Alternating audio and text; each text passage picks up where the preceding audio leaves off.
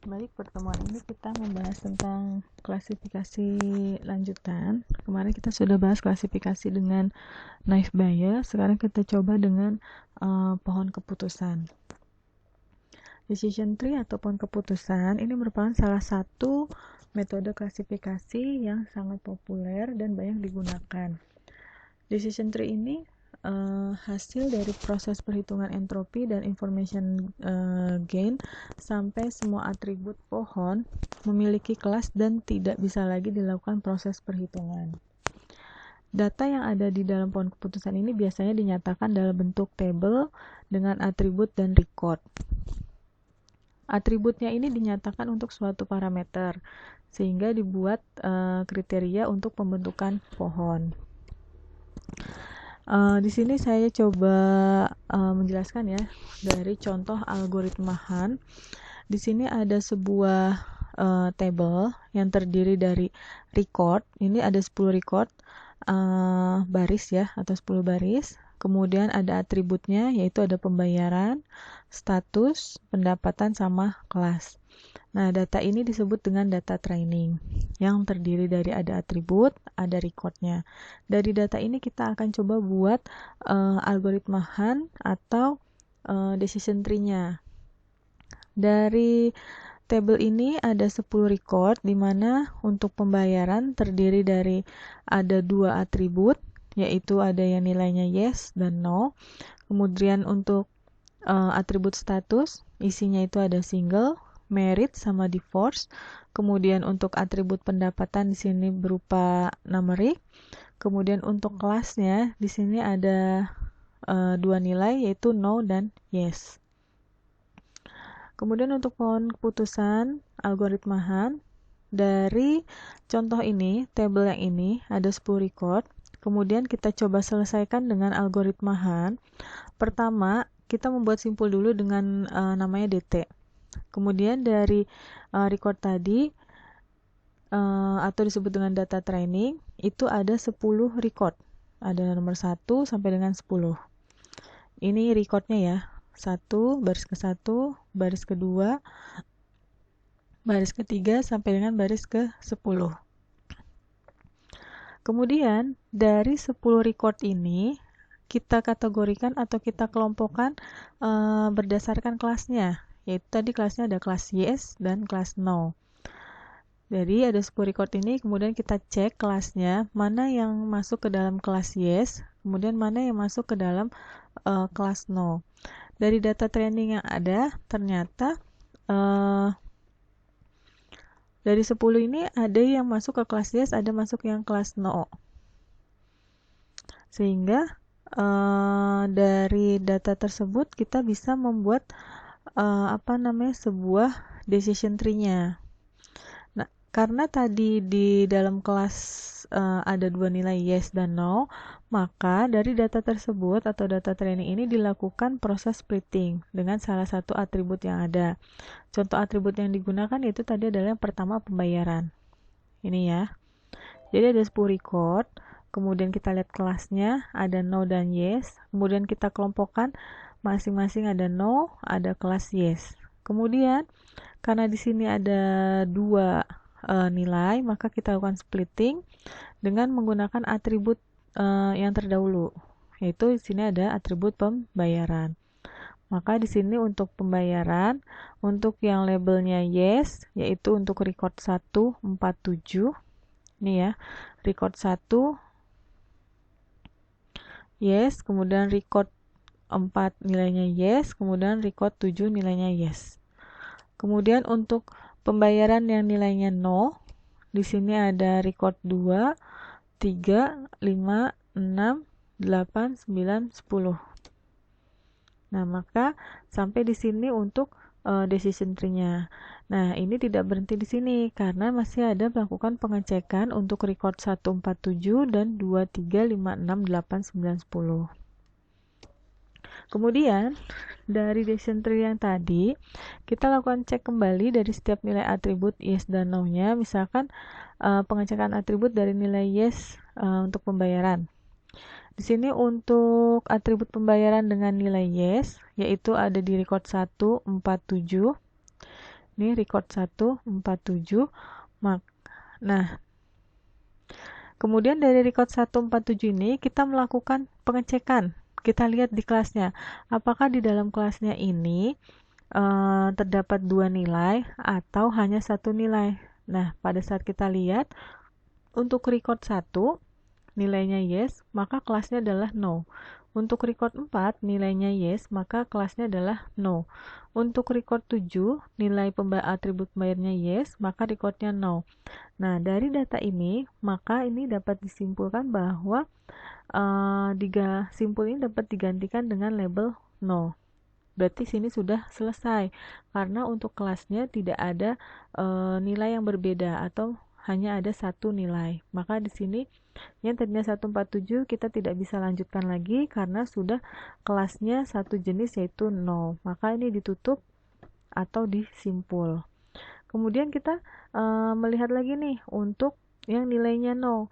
Ternyata yang nilainya no ini ada di 7 record ini.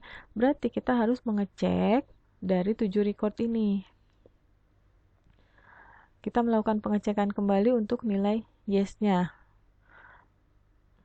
Ini untuk penilaian no-nya ya. Berarti kita mengecek lagi untuk nilai no-nya di record 2, 3, 5, 6, 8, 9, 10.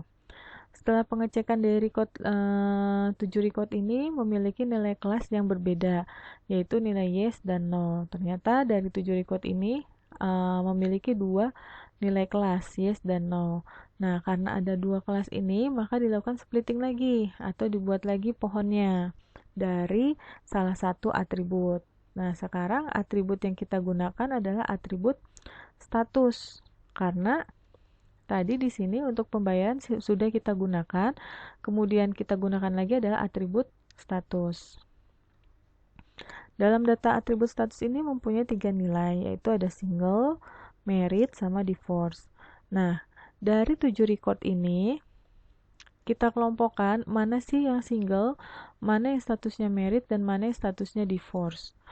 Setelah kita kelompokkan menjadi 3 himpunan. Untuk status single ada di record 3, 8, 10. Untuk status merit ada di record 2, 6, 9. Untuk status divorce ada di record 5. Nah, kita sudah dapat nih himpunannya menjadi 3 himpunan ini. Dari 3 himpunan ini kita buat decision tree-nya. Tadi kan kita sudah membuat ini yang pertama. Ada pembayaran, yes, kemudian ada no. Kemudian kita buat di sini lagi pohon keputusan untuk yang nilainya no. Karena di dalam 7 record ini tadi memiliki masih ada 2 label kelas yang berbeda. Nah, dari 7 record ini kita dapat 3 himpunan single, merit, divorce dengan masing-masing record untuk single 3, 8, 10, untuk merit 2, 6, 9, dan divorce yaitu 5.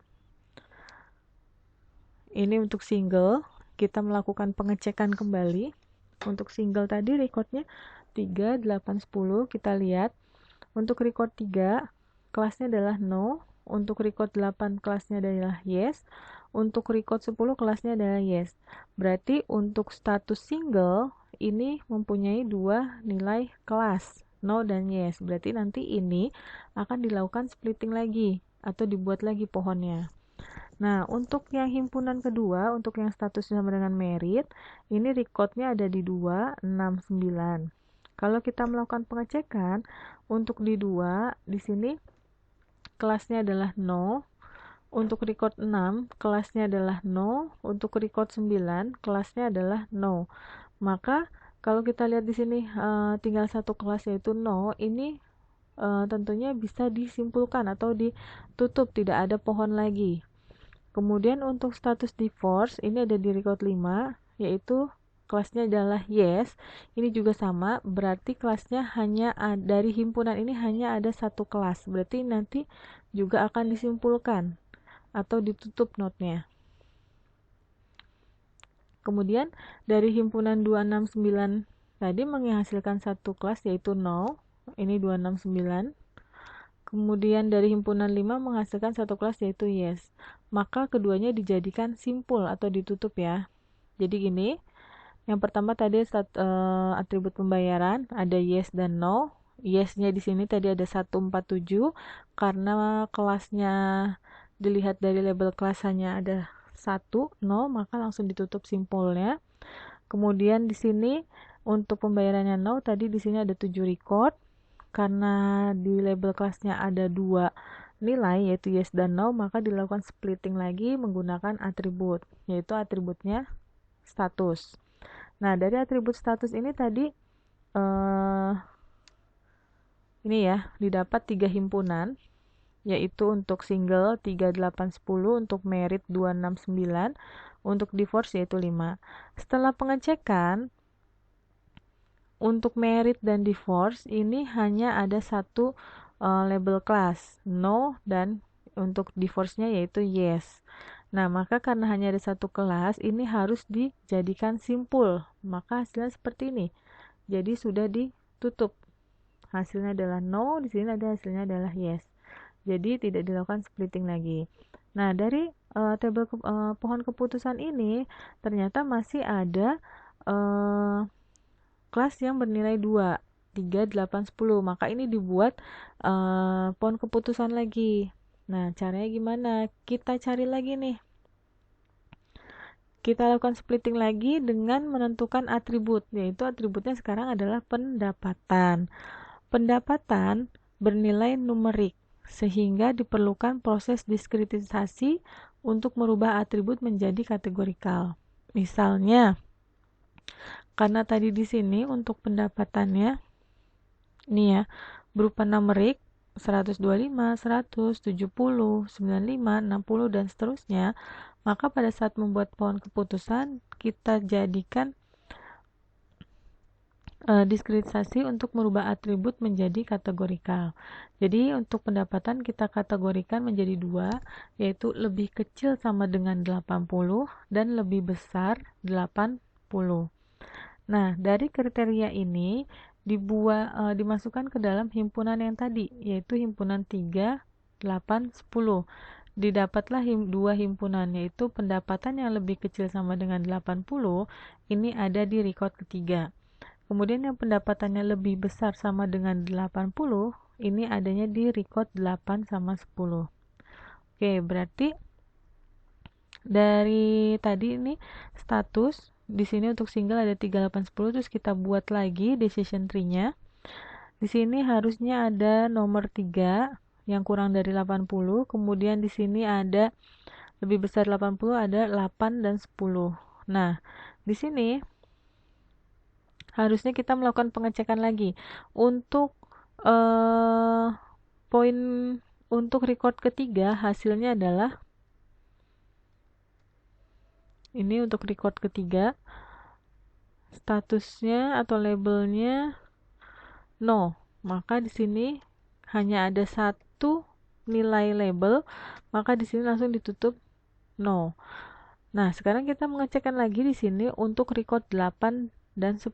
Apakah hanya ada satu label kelas yes atau no, atau masih ada 2 kelas, satu yes dan satu no. Kita lihat di sini untuk 8 dan 10. Untuk record ke-8, di sini label kelasnya itu yes. Untuk record ke-10 yaitu yes. Nah, berarti 8 dan 10 ini tidak perlu dilakukan splitting lagi karena sudah nilainya sudah satu kelas yaitu yes. Maka di sini pohon decision tree-nya di sini ditutup dengan yes. Nah, dari data training tadi atau table tadi atau yang berisi record-record tadi ini menghasilkan decision tree. Nah, decision tree dengan algoritma Han ini hasilnya seperti ini. Ya. Jadi bisa jadi aja pohon keputusan itu lebih panjang lagi. Jadi tergantung dari datanya. Hasilnya jadi seperti ini, yang hanya ada satu label kelas langsung ditutup atau dibuat simpul dengan hasilnya no atau yes. Jika masih ada di himpunannya masih ada bernilai 2 untuk label kelasnya, maka dilakukan splitting lagi atau pengecekan lagi. Nah, seperti ini penjelasan dari algoritma Han. Semoga bermanfaat materi ini. Terima kasih.